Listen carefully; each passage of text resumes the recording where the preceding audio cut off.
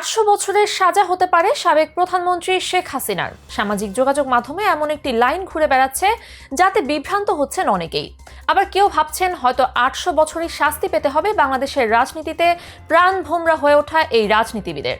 গেল 16 বছর ক্ষমতায় থেকে যত অপরাধ করেছেন সেসবের ভিত্তিতে কিভাবে বিচার কার্য পরিচালনা করা হবে সেসব নিয়ে ইতোমধ্যে কাজ করছে অন্তর্বর্তীকালীন সরকারের দায়িত্বপ্রাপ্ত উপদেষ্টারা। পাশাপাশি শেখ হাসিনার বিরুদ্ধে দায়ের করা হচ্ছে বিভিন্ন মামলা, যেখানে বেশিরভাগ মামলাতেই হত্যাকারী হিসেবে নাম থাকছে সাবেক প্রধানমন্ত্রী শেখ হাসিনার। প্রায় প্রত্যেক দিন কোনো না কোনো মামলায় শেখ হাসিনার নাম আছেই, কিন্তু কেন তার 800 বছরের সাজার কথা বলা হচ্ছে?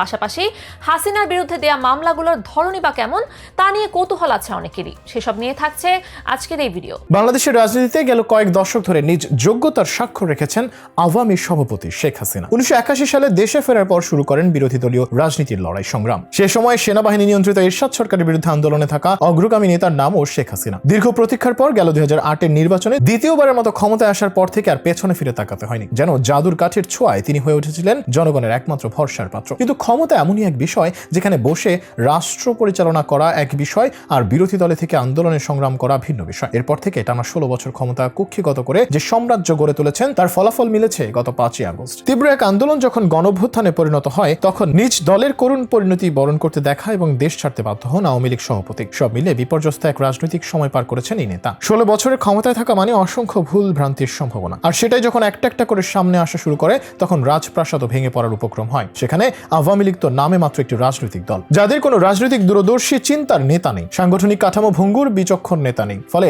আওয়ামী লীগও গুড়িয়ে গেল তাসের ঘরের মতো। তবে জুলাইতে আন্দোলন চলাকালীন যেভাবে পুলিশ ও বিভিন্ন আইন শৃঙ্খলা রক্ষাকারী বাহিনীর হাতে মৃত্যু হয়েছে অগণিত ছাত্র জনতার, তার দায় না নিয়ে বরং অন্যদিকে মোড় ঘোরাতে চেয়েছেন তিনি। ফলে হয়েছে হিতে বিপরীত। শত শত মানুষের মৃত্যুতে এখন সবার অভিযোগের তীর খোঁজ শেখ হাসিনার দিকেই। কেবল জুলাই আগস্টের আন্দোলনই নয়, বরং গেল 16 বছরে আওয়ামী লীগের পাপের হিসেব টানা হচ্ছে। আর পাপের ভার এতটাই আন্দাজ করা হচ্ছে যে সব অপরাধের জন্য অন্তত 800 বছরের শাস্তি হতে পারে বলে মতামত রয়েছে। যে কারণে গেল 1 মাস ধরে লাগাতার মামলা হচ্ছে শেখ হাসিনার বিরুদ্ধে। এদিকে গত 5 সেপ্টেম্বর জাতীয় প্রেস ক্লাবে পিলখানা হত্যাকাণ্ড নিয়ে সেনাবাহিনীর তদন্ত কমিটির প্রতিবেদনের বিষয়ে আয়োজিত এক সংবাদ সম্মেলন অনুষ্ঠিত হয়। সংবাদ সম্মেলনে সাবেক প্রধানমন্ত্রীর নিরাপত্তা বিষয়ক উপদেষ্টা মেজর জেনারেল অবসরপ্রাপ্ত তারিক আহমেদ সিদ্দিকীকেও পিলখানা হত্যাকাণ্ডের অন্যতম অভিযুক্ত হিসেবে উপস্থাপন করা হয়। সাবেক সেনা কর্মকর্তারা জানান, সেনাবাহিনীর আরও অনেক কর্মকর্তাও এই হত্যাকাণ্ডের সঙ্গে জড়িত ছিল, যাদের পরে পদোন্নতি দিয়ে পুরস্কৃত করা হয়। মেজর জেনারেল অবসরপ্রাপ্ত আব্দুল মতিনের দাবি, শুধু অপারেশন ডাল ভাতের জন্য বা রেশন বৃদ্ধির জন্য এই হত্যাকাণ্ড ঘটেনি। এটি একটি দীর্ঘদিনের পরিকল্পনা, যার মাধ্যমে বাংলাদেশকে দুর্বল করে প্রতিবেশী দেশ ভারতের অঙ্গরাজ্য বানানোর উদ্দেশ্য ছিল। এই পরিকল্পনায় যুক্ত ছিল দেশের কিছু বিশ্বাসঘাতক, ছিল অপর একটি দেশের চক্রান্ত।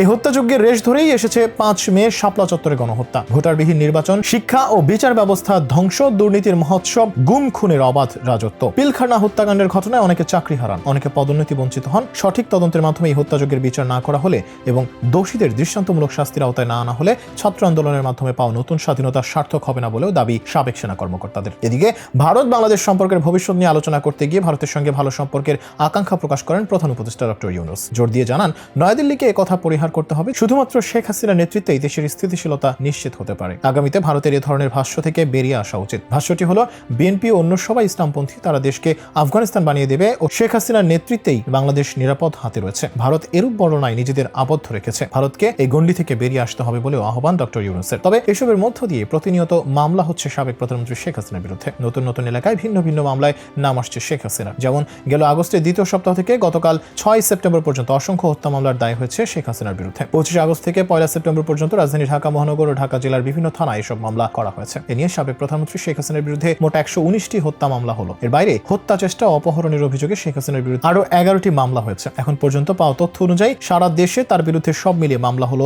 130টি। তবে বিচার কার্য শেষ না হওয়া পর্যন্ত এসব মামলার রায় পাওয়া যাবে না। তাই কতদিন শাস্তি হবে শেখ হাসিনার তা এখনই বলা সম্ভব নয় বলে মনে করেন আইন বিশেষজ্ঞরা।